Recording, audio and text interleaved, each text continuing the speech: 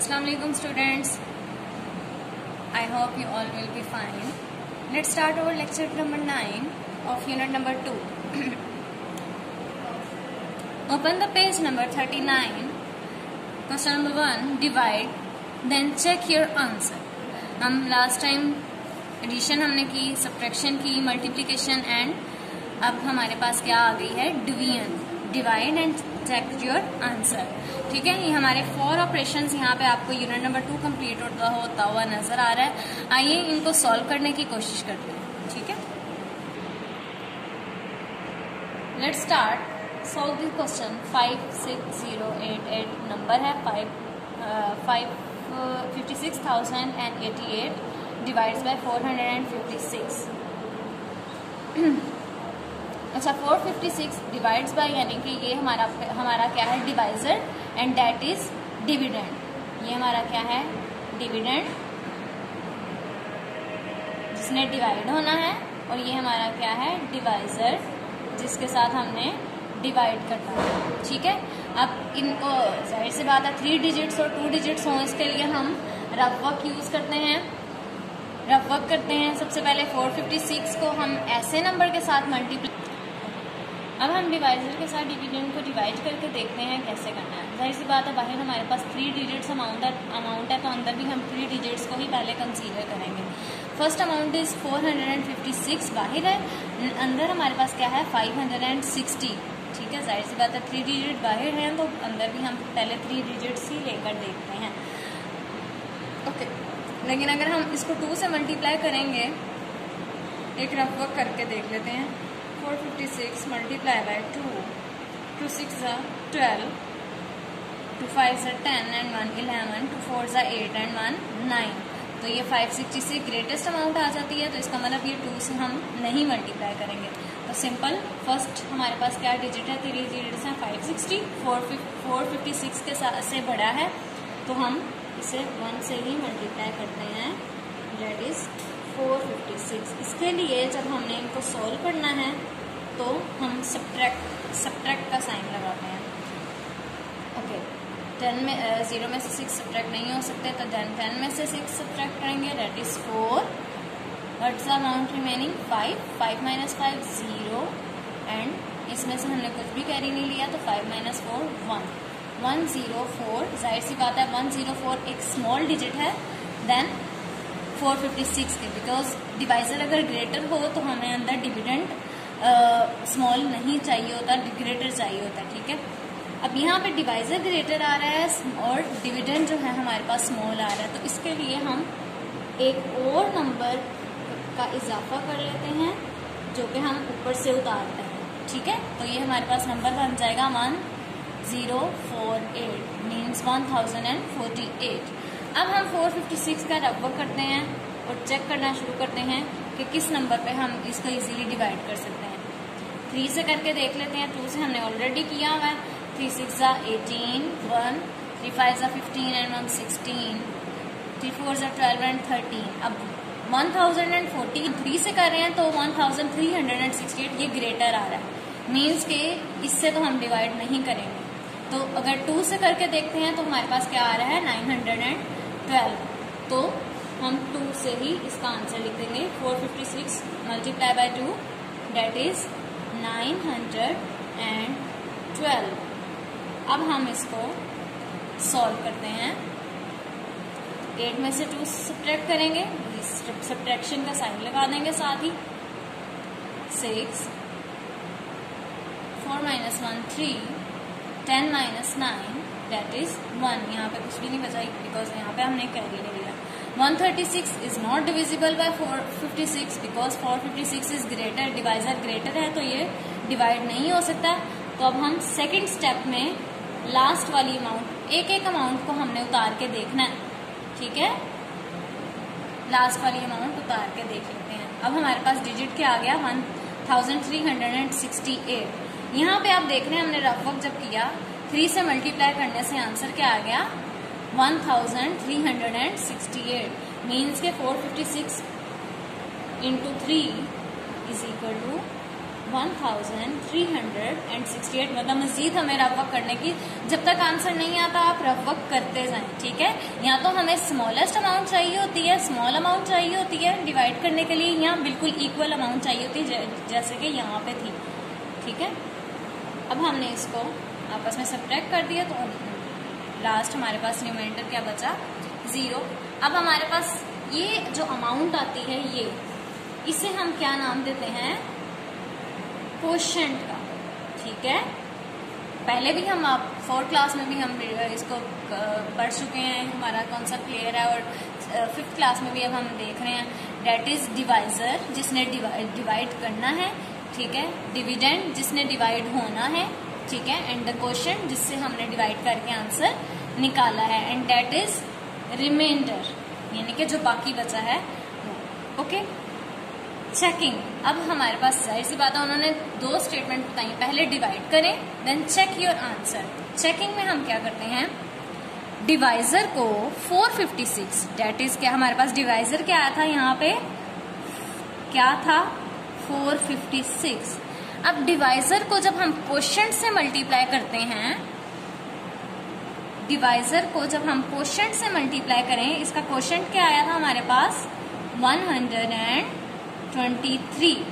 तो आंसर हमारे पास अगर डिविडेंड आए, ये आंसर हमारे पास आए, तो हम क्या करेंगे, मीन्स के हमारा आंसर बिल्कुल ठीक है, ये चेक करने के लिए जब इन दोनों को आपस में मल्टीप्लाई करके वही हमारे पास डिविडेंड आंसर आ जाए, ये आंसर आ जाए, तो इसका मतलब हमने ये डिवीजन ठीक की है। ये अपनी चेकिंग के लिए भी इजी होता है, लेकिन अगर पेपर में या असेसमेंट में भी बताया हो कि चेक करें, तो इसके लिए भी आपको एक स्टेप ये वाला करना लाजमी है। आप चेकिंग की हेडिंग देंगे तो ये लिखने की जरूरत नहीं है, ये आपको समझाने के लिए सिंपल 456 डिवाइजर है, मल्टीप्लाई बाय क्वोशिएंट, ठीक है। और आंसर आपका देखते हैं, हम मल्टीप्लाई करके देखते हैं क्वोशिएंट के साथ। क्वोशिएंट आंसर क्या आया था, 123, और इसके साथ मल्टीप्लाई किया तो आंसर देखते हैं हमारे पास क्या आता है, 3 6 18, 3 5 15 एंड 1 6, ठीक है, 16, 3 4 12 एंड 1 3, ठीक है।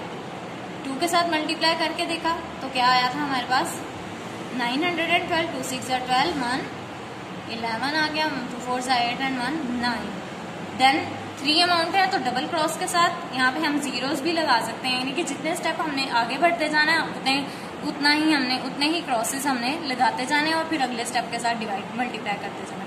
1 6 6, 1 5 5 एंड डेट इज 4। अब इन तीनों को जाहिर सी बात है मल्टीप्लीकेशन में हम ऐड करते हैं, 8 6 एंड 2 8, 3 1 एंड 6 10, 1 कैरी, ठीक है, 2 एंड 9 11, 11 एंड 5 16, 5 6 0 8 8।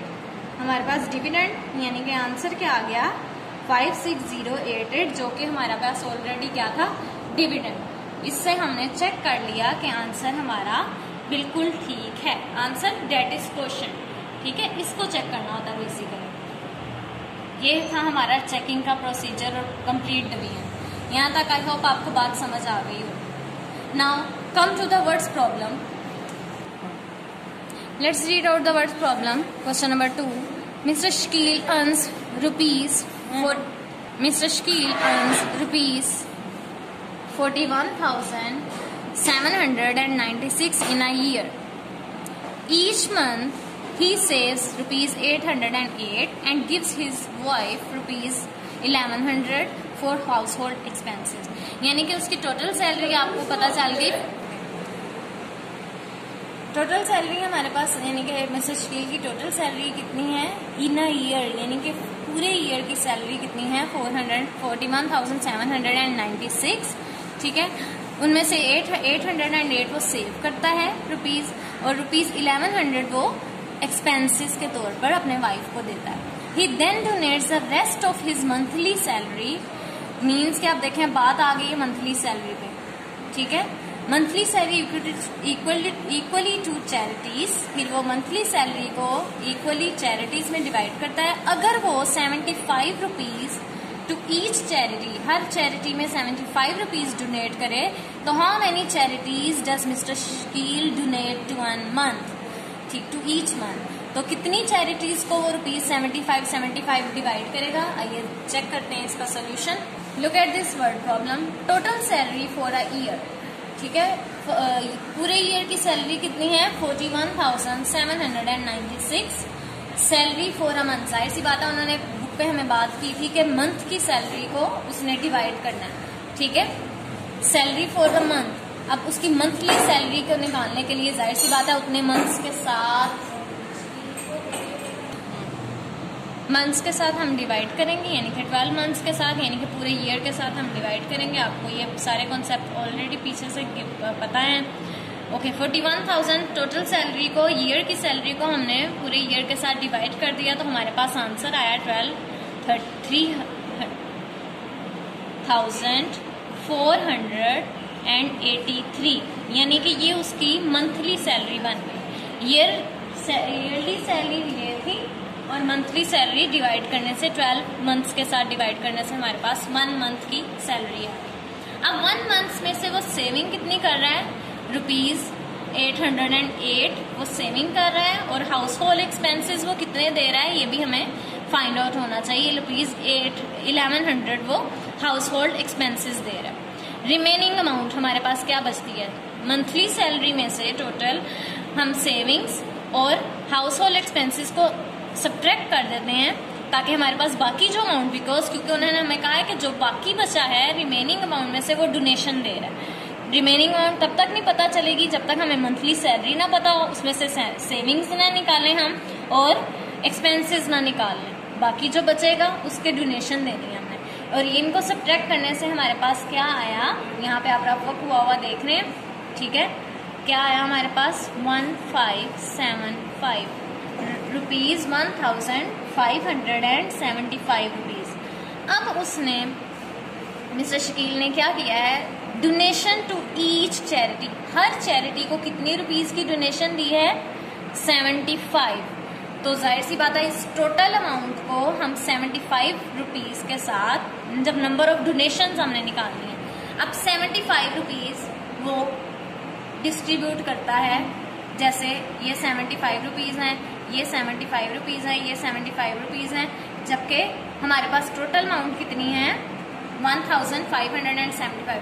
ये इक्वली डोनेशन में डिवाइड हो रही है, मीन्स के एक डोनेशन के साथ हम डिवाइड करके देखते हैं कि हमारे पास टोटल चैरिटीज कितनी आती है, यानी कि ये 75 रुपीज कितने कितने लोगों के पास कितनी चैरिटीज में जाएंगे। तो number of donations in each month, her month number of donation कितनी हुई? ₹1075 को हम 1 डोनेशन के साथ डिवाइड करते हैं और देखते हैं हमारे पास क्या आंसर आता है। आप इसको सॉल्व कर लें। 1575 divides by total amount divide by first donation, ठीक है। तो 75 मल्टीप्लाई बाय 2, रफ वर्क करके देखेंगे आप। 2 5 are 10, 15, दैट इज 150 एंड 75 हमारे पास 7 इसका 7 - 0 7, 5 हमने नीचे उतार लिया, तो 75 1 सा 75। टोटल कितनी चैरिटीज को जा रही है डोनेशन? 21 चैरिटीज, ठीक है। यहाँ इसको सॉल्व करने से हमें पता चल गया कितनी की होगी। Okay, thank you students, Allah Hafiz.